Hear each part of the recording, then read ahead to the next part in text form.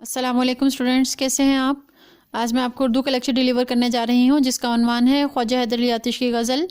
آج ہم غزل کا آخری شعر کریں گے اور ساتھ میں اس کی مشق کریں گے، مذکر مؤنث کریں گے 86 سے لے کے 98 تک۔ جی، آخری شعر ہے: زنخداں سے آتش محبت رہی، زنخداں سے آتش محبت رہی، کنویں میں مجھے دل ڈبویا کیا۔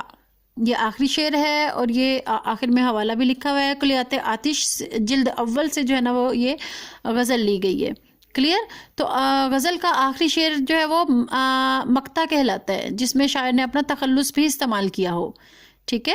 یہ آتش جو ہے یہ تخلص استعمال کیا گیا ہے، اور آخری شعر غزل کا آخری شعر جس میں شاعر اپنا تخلص استعمال کرے اسے مقطع کہتے ہیں۔ کلیئر؟ اس شعر میں شاعر کیا بیان کر رہا ہے؟ محبوب کی ٹھوڑی پر پڑنے والے گڑھے سے، یعنی جو ہے نا وہ کھڈا سا چھوٹا سا پڑ جاتا ہے نا، ڈمپل جسے کہتے ہیں۔ ٹھیک ہے؟ ڈمپل جو ہے نا وہ پڑ جانے سے محبت، اس کی خوبصورتی کو بیان کرتے ہوئے کہہ رہا ہے کہ اس ڈمپل نے جو ہے نا مجھے کنویں میں ڈوبنے پر آمادہ کر دیا۔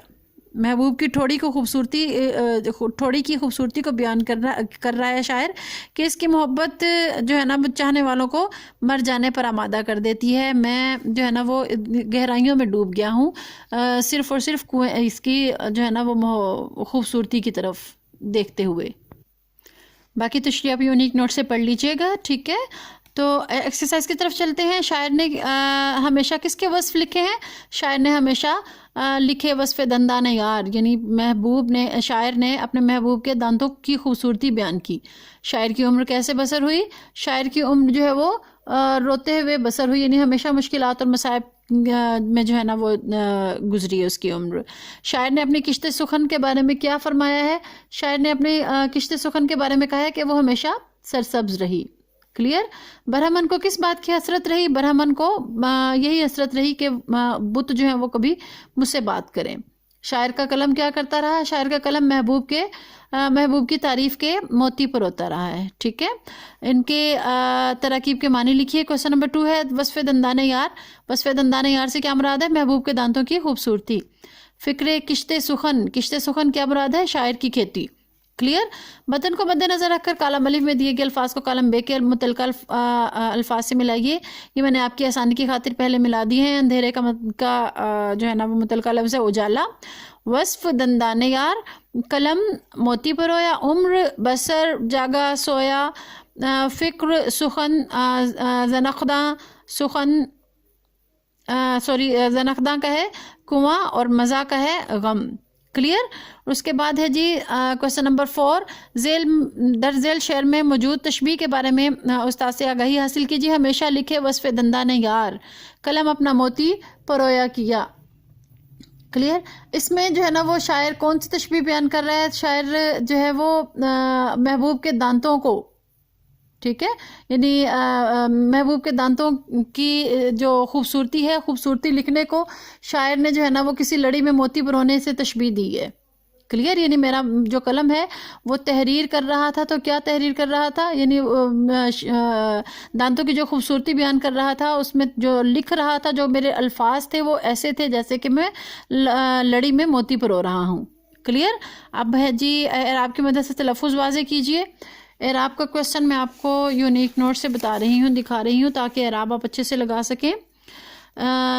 یہ پہلا ورڈ ہے وصف، دوسرا ہے قلم، تیسرا ہے عمر، چوتھا ہے بخت، پانچواں ہے کشت سخن۔ یہاں پہ جو ہے نا اس کے اعراب غلط لگے ہوئے، تے کے اوپر جزم نہیں ہے، تے کے نیچے زیر ہے۔ کشت سخن یہ اکٹھا ورڈ ہے۔ کلیئر؟ یہاں سے یہ کاٹ دیں، وہاں لکھ لیجئے کشت سخن، برہمن اور زنخداں۔ ٹھیک ہے؟ یہ جو ہے نا وہ آپ یہاں سے اس کے اعراب لگا لیجئے۔ اس کے بعد اگلا کوسچن ہے کوسچن نمبر 6 ہے ہمارا الفاظ کے معنی لکھیں اور جملے میں استعمال کیجئے۔ وصف، بخت، برہمن، زنخداں اور آتش، ان الفاظ کو آپ خود اپنے جملوں میں استعمال کیجئے گا۔ کلیئر؟ آگے کوسچن نمبر 7 ہے الفاظ کے متضاد لکھیے۔ اندھیرا کا متضاد کیا ہے؟ اجالا، جاگنا، سونا، غم، خوشی، آگ، پانی۔ اب مرکبات کے نام لکھیے۔ مرکب کیا ہوتا ہے؟ 2 سے زیادہ الفاظ کا مجموعہ۔ جب 2 لفظ مل کر کوئی نیا لفظ بنائے تو اسے مرکب کہتے ہیں۔ تو یہ جب 2 لفظ ملتے ہیں کسی نہ کسی ترتیب سے ملتے ہیں، رخ و زلف یہ جو ہے مرکب عطفی ہے، واو جو ہے اس میں حروف عطف ہے. دندان یار مرکب اضافی ہے، اور کشت سخن جو ہے وہ یہ بھی مرکب اضافی ہے. کلیئر؟ کوشچن نمبر 9 ہے جی، غزل کو غور سے پڑھیں اور درج ذیل کے جواب دیجیے. غزل کا مطلع کون سا ہے؟ مطلع میں نے آپ کو سٹارٹنگ میں بتایا تھا کہ غزل کا پہلا شعر جو ہم قافیہ اور ہم ردیف ہو. ٹھیک ہے، غزل کا پہلا شعر جو ہم قافیہ اور ہم ردیف ہو وہ مطلع کہلاتا ہے. اور مقطع کیا کہلاتا ہے؟ ابھی میں نے آپ کو بتایا کہ غزل کا آخری شعر جس میں شاعر اپنا تخلص استعمال کرے اسے مقطع کہتے ہیں. اور اس غزل کے ردیف کیا ہے؟ ردیف اور قافیہ جو ہے میں آپ کو کلاس میں بھی بتا چکی ہوں، میں دوبارہ پھر آپ کو بتاؤں. اس ردیف کیا ہوتی ہے؟ آخر میں غزل کے پہلے شعر کے آخر میں، یعنی دونوں مصروں کے آخر میں، اور باقی تمام اشعار کے سیکنڈ مصرے کے آخر میں آنے والے ہم آواز اور ہم معنی لفظ.